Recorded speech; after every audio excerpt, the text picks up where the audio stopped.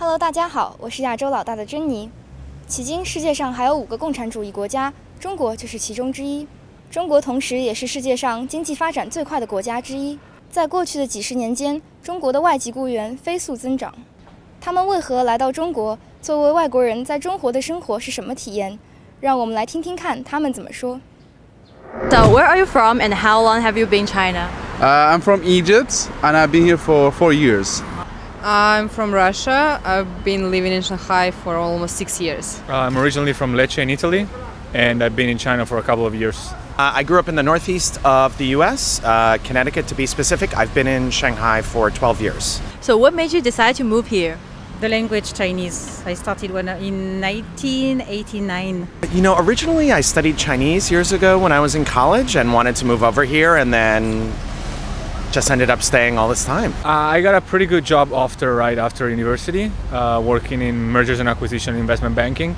So I came here right after ending university. Before coming to China, what was your perception of China?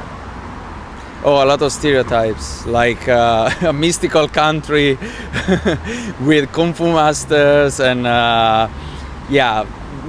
still a lot of bicycle all around, like bicycle kingdom, you know.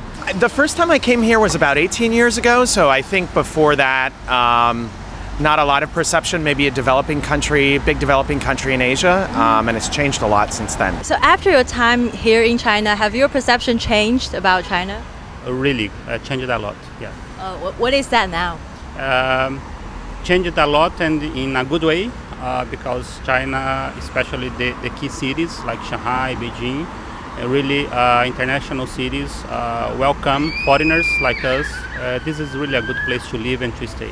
Everything is so digitalized every day, you know, here in China especially, like you pay everything with your cell phone. In Italy you just forget about doing something like this. It's crazy for us. What surprised you the most when you first came here that people outside China might not know about? I couldn't find any European food. So for us to find a good bread, it was like really challenge. There was like one place I think in Beijing you can find something. Toilet paper. What's that? No, but really, like really rough toilet paper here. I was just like, what is that? On the good side, the efficiency of public transportation, so subway, metro and everything. On the bad side, the food quality. Like, it's very easy to get I'm not saying it doesn't taste good, but it's bad for you. Like, you have problems and you feel sick if you don't eat at the right places. So when I was walking on the street at night, just going back home, I was approached by this guy on the bicycle and started to talk to me in a broken English. So I said, okay, that's nice, you know, still. And then he started to ask the size of my penis. I was like, I'm sorry, what? Oh, and then he changed, like, so how much you make every month? I was like, okay, this is going very weird. Like, okay, leave me alone. So, what kinds of stereotypes have you come across as a foreigner in China? A lot of people are surprised at how short I am for a white person, so I've gotten that before.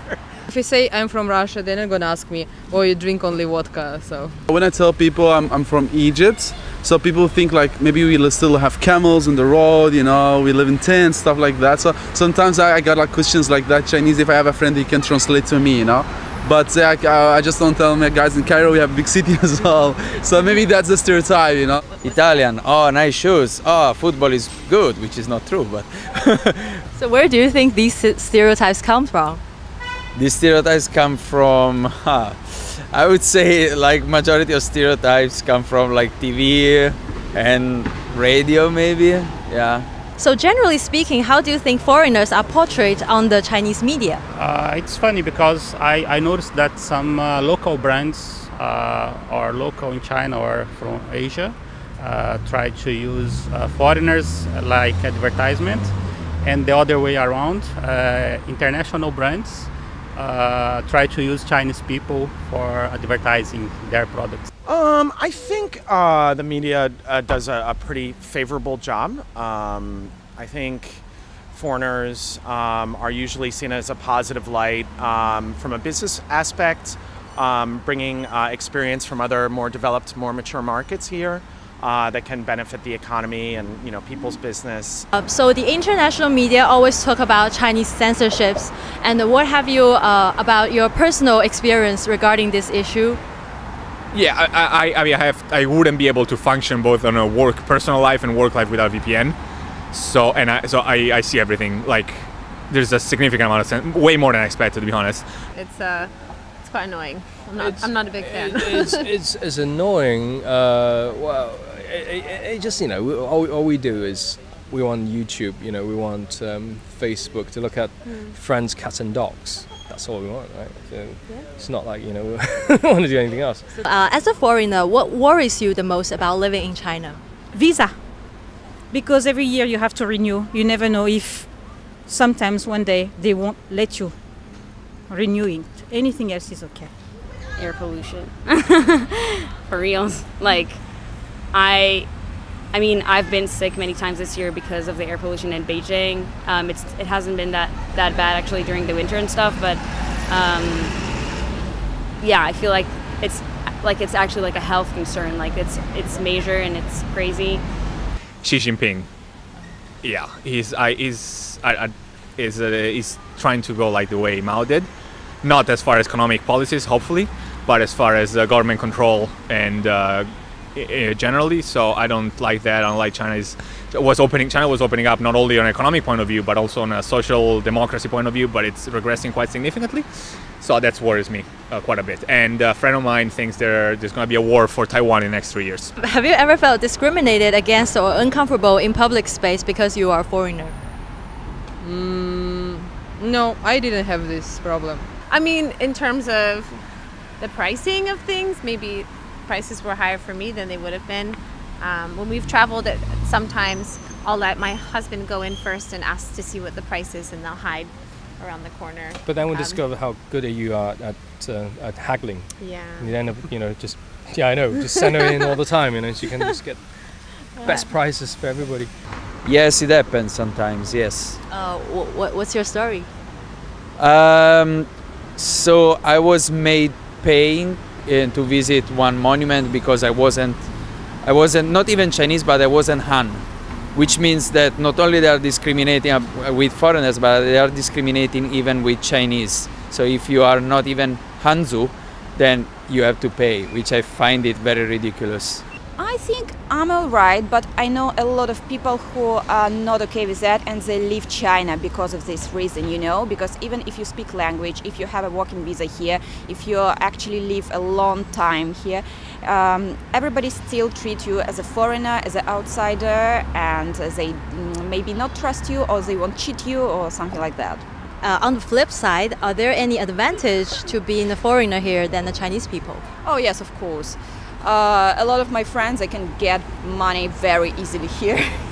You can teach English, you can just model in everything, Yeah, like sometimes when you're a foreigner and going like inside a place that you need a permit or something, but because of the security guard cannot communicate with you, so they are just okay, let him go, I want to get rid of him, Do you think is there a white privilege here? There used to be a little bit of a white privilege, which was maybe kind of a leftover from colonial era stuff. But I think as the economy grows here, and economically we're more or less peers with Chinese people, I think that's dying out. People are more likely to try and approach and talk to you and try to be nicer in most cases, because they want to talk to English. A funny thing that happened, I went for last year for Golden Week, I went to Nanjing with my father. We went to the Sun Yat-sen Mausoleum, and there was a lot of people from the countryside, I assume. So it's pretty fun. A lot of people wanted to take pictures with us. And that never happens in Shanghai because people are used to seeing foreigners, but it was pretty funny. That happened. It was pretty nice. So what would you want to say to those people who are thinking about visiting China? You should definitely come to China. It's a wonderful country, lots of history, lots of interesting culture, and it's a place of lots of change. So that's fascinating to see. Being here for like over a year now, I'm actually happy that I came and experienced something that's so different, because once you actually understand or like kind of get inside that culture, I think that you don't see it as like something super, super different, but rather like I mean, yeah, it's different, but you don't see it as weird anymore, I think. Well, visiting China is great. You guys have to do that. But if you want to live here, you have to be prepared. So never ever move here before you actually visit China before. I think first you visit Asia and understand what it is, then you decide, do you want to travel or not. 希望这次的访谈让你了解了更多不同的想法，也欢迎留言分享你的看法。如果想了解更多亚洲新闻和文化动向，那就请关注我们的频道。谢谢收看，还有记得求知若渴。